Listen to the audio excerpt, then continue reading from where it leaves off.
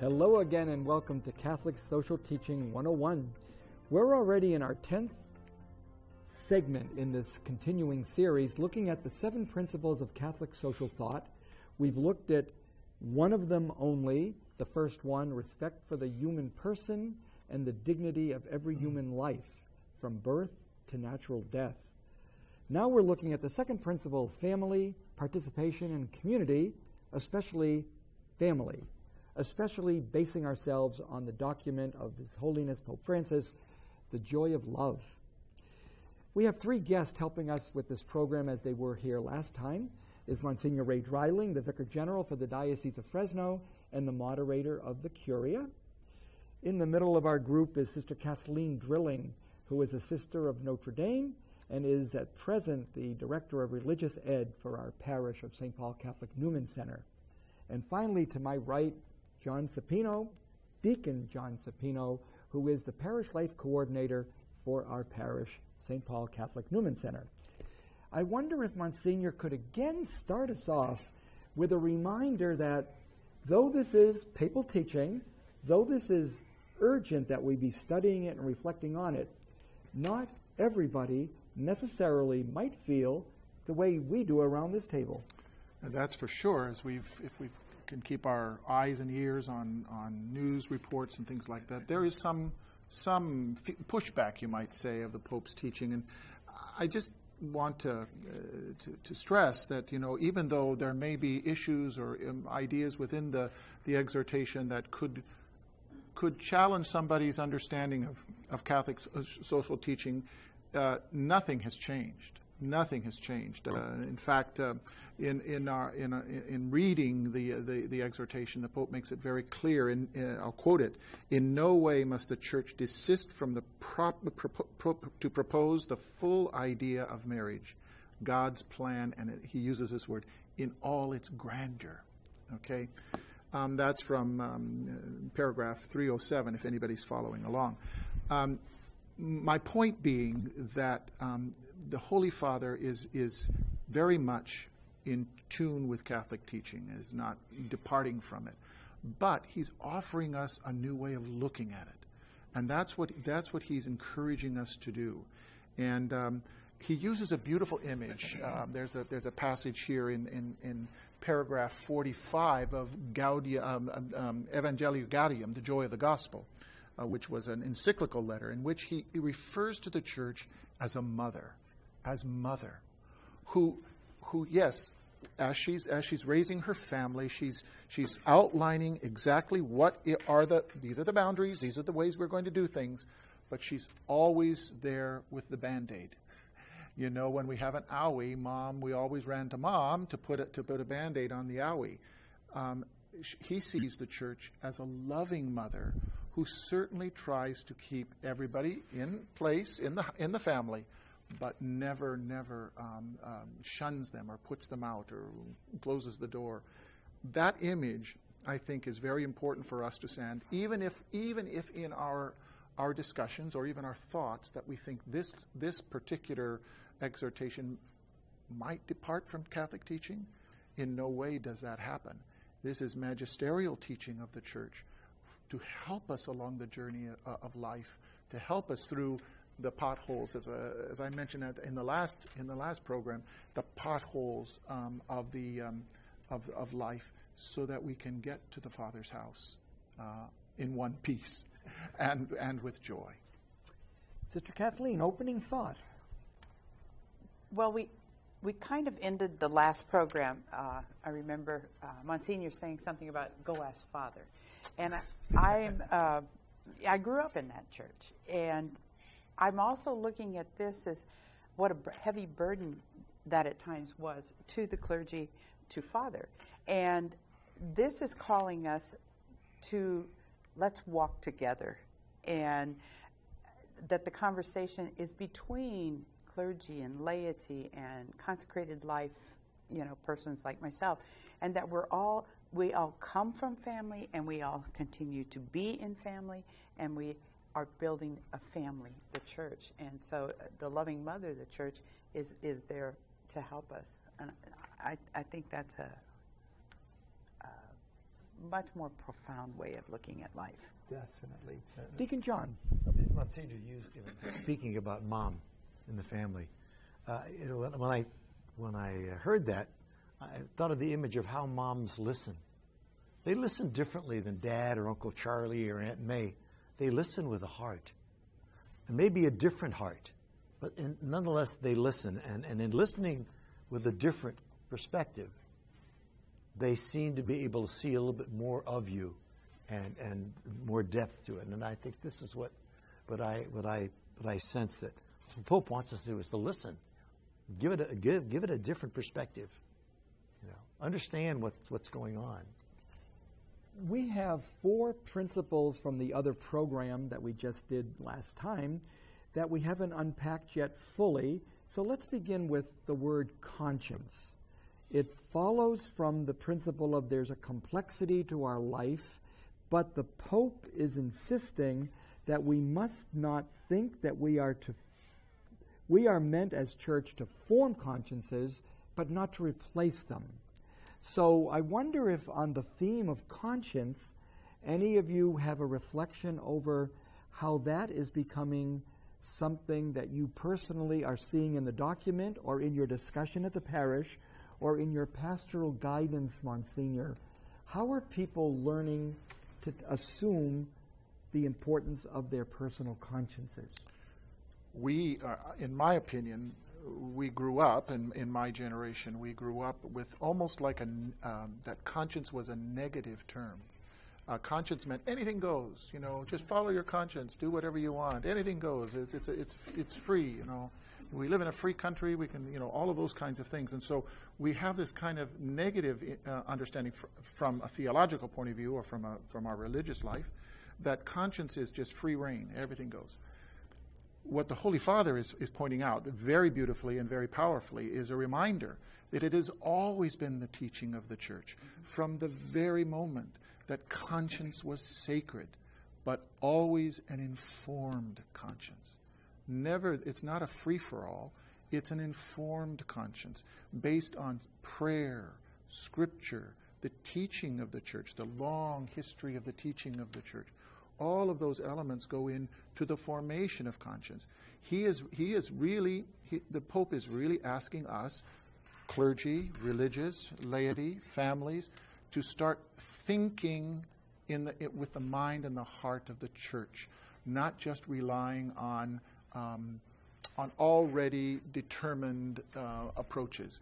It means growing up, to put it very bluntly, and to start thinking about our walk with the Lord, not just blindly going down the path, but really thinking it through.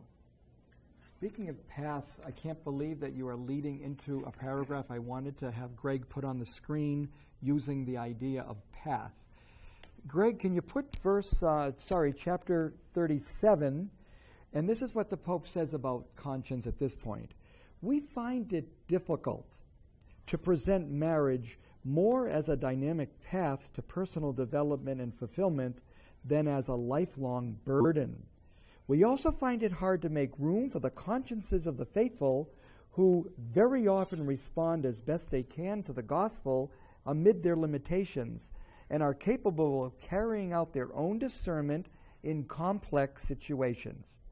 We have been called to form conscience, not to replace them. It's amazing how when we get sensitive to a reading, words do come to we land on the same word. If we're going to accompany people, it's because there's a path.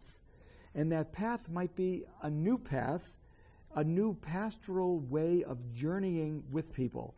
But in paragraph 37, he already is reminding us that we need to be doing our pastoral guidance in a different key.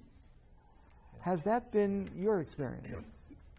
I told the class last night, I said when I first started teaching morality in a high school level, we taught out of a book that said conscience. The title was Conscience, or Forming Your Conscience, Batteries Not Included. And I believe what the Holy Father is doing is calling us back to the batteries that are already there, that God over time has formed a people and led them. And all of those, the church documents, the scriptures, prior, they all feed into formation. What I find happening is the lack of formation by our people. They get to adulthood and don't have informed conscience in regard to the serious matters of life, and then anything goes, and that's not what conscience is about. They still want to go see Father. They Right. still want to send you to Father. Mm-hmm. Yeah. You make the decision, and that's and as in discussion, we see this, and now when people begin to think a little bit, they see the folly of the ways of how they've been dealing with things, and I really think they see that. It's interesting.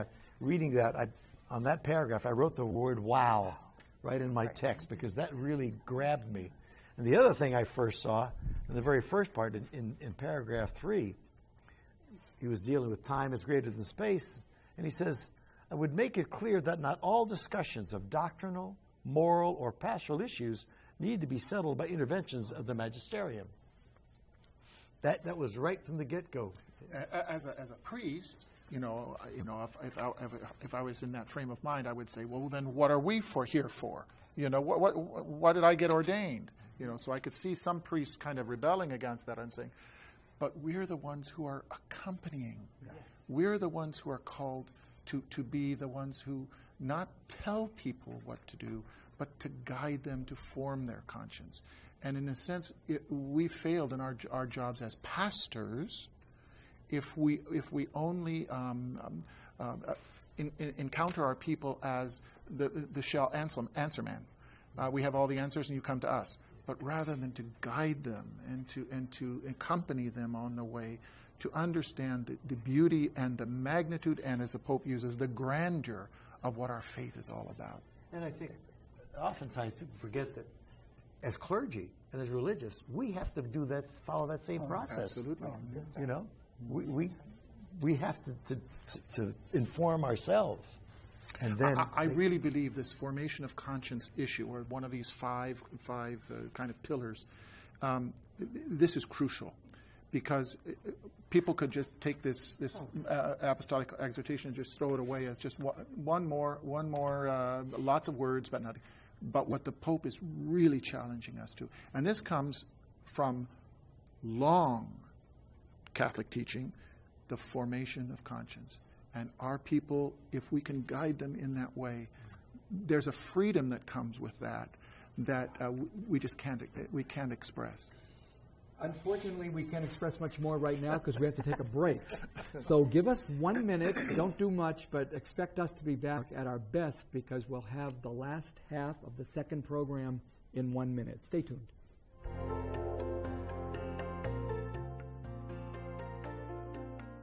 KNXT, the nation's only full-powered broadcast station, owned and operated by a Catholic diocese in the U.S., and streaming live on the internet at knxt.tv, need your support to keep the message of the good news alive. Just go to knxt.tv, click on the Make a Financial Gift, go to Donate, and fill out your one-time or monthly offering under PayPal. It's just that easy. Your donation makes it possible for KNXT, Catholic Television, to continue its ministry by celebrating the Mass and proclaiming the gospel. Thank you from KNXT.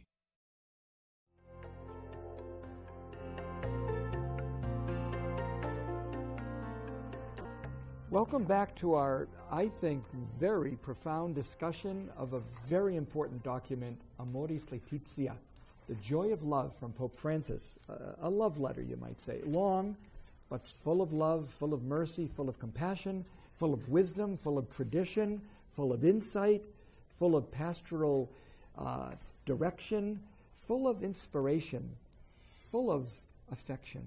The Pope is truly offering us a new way to look at our married relationships and some broken relationships, some difficult ones, some hurtful things, some wounded families, he calls it, irregular situations.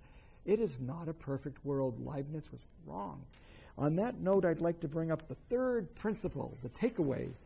The divorced and the remarried should be much more fully integrated into the church. They are not excommunicated. They are members of our church, says the Pope. On that note, in your pastoral experience with the group you're working with Tuesday nights at the Newman, what's happening with divorced, remarried people? What is your experience? What consolation does this letter offer them? One of the offshoots of the Pope's attitude in general, more people are coming to me personally asking about annulments. I mean, the number of annulments coming through our office has increased. And I know it's increased because the tribunal is a lot busier. So I think that's one of the results that we see, that we're listening a little bit more mercifully and compassionately. And this just adds, and I keep looking at the word complexity. Oh, yeah. This is one of those issues that there are no easy answers, and so, but that's what strikes me here is the increased activity. They're coming to us saying, I'm in this situation. What do I do? And there's not enough time in our show. I could tell you some really interesting stories of couples in my office who've been married for 40 years and a wonderful marriage, have not been to communion in 40 years. Oh, my God. And it's really painful. Oh, yeah. And so those are the kinds of issues that really grab you, That's the same. I've been in Fresno for a long time and teaching in Fresno. And so every place I go, I run into a former student. Almost always out of their mouth, I'm not married in the church. I really need to figure out how I can do this. Or my first marriage didn't work. How can I get back? And they feel like this connectedness. And I said, come and see us at Newman Center. Come and talk to me. Come and talk to Deacon John. And we have a number of them that are coming back because in their youth or they made mistakes. And just to say to them, no mistake is really deadly unless you stay away, And so you come back. And we see that. And this offers them, I notice in our groups, we have young people preparing for marriage. We have people that aren't even, they're in relationship or they're not even engaged yet, but they're moving there and they're studying this, and they're sitting there with widows and widowers or divorcees, and we're, as a community, we're moving together, and that's what church is. It's not the youth group over here, the seniors over here, and it's happening. When you were reading that passage from the letter, the word church came to mind about we're supposed to be a church that is reaching out. The image that came to my mind is sometimes church can be a word that puts people off. Okay, the church means a wall. The church means no. The church means leave if you're not perfect. That's the image that sometimes can come along, and that's what the Pope is trying to help us to understand. We can't be that way. So when we talk about the divorced and remarried, these are members of the church that can't be denied. But I would prefer to use the word family. And so I mean, from a pastoral point of view, every parish is a family. And if we can understand it in that word, who would literally throw their children out because they messed up? How many moms and dads have said, "Oh, the teenager, makes a stupid mistake," but they're not going to say, "You're thrown out of the family. You're no longer part of it. You're excommunicated from this family. The doors are closed." Sadly, it happens. I mean, you can't deny that. But most of the time, parents are saying, "Okay, let's figure this one out. Let's work together. Let's try to find a way that we can not only extricate you from this problem, but also bring life to your life, give you new life." And the thing is that some people are saying, "Why are we even talking about this?" I'm excited that we are talking about it. This is exactly what the Holy Father wants us to do, is to put it on the table and talk about it. Monsignor, what you said about church as a word might be off-putting. Family is so much more inviting. I think the Pope heard you. And on paragraph 243, which Greg could play now, 243, I'll read it as it is. He uses the word church once, but he uses community like 3 times. It is important that the divorced who have entered a new union should be made to feel part of the church. They are not excommunicated and they should not be treated as such, since they remain part of the ecclesial community. These situations require careful discernment and respectful accompaniment. Language or conduct that might lead them to feel discriminated against should be avoided, and they should be encouraged to participate in the life of the community. The Christian community's care of such persons is not to be considered a weakening of its faith and its testimony to the indissolubility of marriage. Rather, such care is a particular expression of its charity. So the Pope gets it at both ends. Yeah. He gets it all together. Yeah. I we were talking about family. How often would a family say, "Son, I'm sorry, you can't eat at this table. You can't eat today." And I hear so many people come to me and say, "I really miss the Eucharist. How do I get back to the table of Christ? How do I receive Eucharist?" And that has been a cry that I hear constantly. And this is the sadness. People are kept from Eucharist. What's going to happen, Monsignor, with that down the road? What do you see? It did not. Don't mean to put you on the spot. However, I'm feeling the warmth. I'm feeling the warmth. Yes. Not more than ever. All I'm saying is that obviously is not something that the synod determined the way certain people would have supposedly wanted. On the other hand, there is such a tone of welcome that if it isn't everything people might want, yet there is such a movement towards inclusion. And it really comes from gospel. In my opinion, it comes from the gospel, and that is the word hope. And I don't mean that hope in the way else. Just be patient. Something will happen down the road. No, but there is a hope because the discussion is being done. The Holy Father, through this exhortation and others, and even the Synod, in their struggles to try to work this out from a universal point of view, there was hopefulness there. I think what really kind of hurt in confusing people was the expectations that everybody had that somehow there was going to be this, tearing down of everything, and it didn't happen. So people's expectations, unrealistic expectations in the life of our faith, didn't materialize. But there's hope, and we're moving in the right direction, and the Holy Father is encouraging us to move in the right direction. Absolutely. John. This leads, I think this idea of hope leads to what Pope Francis finishes his exhortation with what he calls next steps. It's that and we've spoken a lot about that already. We've just begun this process, but we're already talking about to think about how do we carry this? How do we carry this out? How do we not just stop here with these formal sessions? Because that would be the death of the teaching. But we need to carry forth, and this is where the real work of the family is going to come. How do we carry out this positive approach to the church? As I get older, in my youth it was really easy to be dogmatic, and you had all the answers you thought. As I get older, and the more people you know, the more stories you know, the more pain you experience with somebody, and in the process, it's kind of like every saint. You could name him Francis. The lepers he couldn't go near, and then knowing one, kissing the leper. The more you know that, so as that goes on, the hope comes out of the lived experience of what we're doing right now, and that's the way it's always been in the church. The Pope calls us to self-criticism, and that's a good, healthy dose of reflection that we all need to have, and I think that's a good step forward.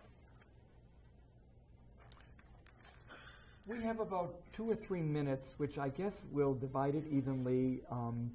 A final thought. We might not have been able to obviously do more than scratch the surface. We did mention those 5 takeaways. We did look at some other concepts that were not part of the 5. I wonder if anyone in any order did have one final thought that they did not want to leave the panel today without having shared. Anyone have a final thought for us? this may have been said before. I'm just praying that what we've done in this short period of time will lead people to want to investigate further. I really feel that this is a letter to be picked up and taken apart, dissected, and used, because I really think this is what's so important about this exhortation. It's usable, it's user friendly, and unless we pick it up and use it, it's not going to help us. I'm really enthused the more I hear people speak so happily about this joy. And so my prayer is that we continue this conversation over and over and over again. What I want to say, my final thought is, do look on our website, do look along with our material with this program for resources that they are using at the Newman Center, that Monsignor has led us to, that you will find other places. Look at our resources at the diocese. Final thought, Monsignor, any pastoral wisdom at the end for priests? Pastoral wisdom, yeah. We didn't get through the agenda we had for this show. There are certain areas we did not touch on. That's a good sign for us, because first of all, the work of Amoris Laetitia is still unfinished, and we need to work on it together. We will be back next month with another program following up on Catholic social teaching. If you have any observations for us, resources for us, guests you think might be able to address one of the items of Catholic social teaching, please do. We want to hope all of you will take, as all of our panel has said, the document in your hands, share it at your parish, share it around your own breakfast table, share it with those you love and with those that you are perhaps not experiencing the joy of love with. God bless.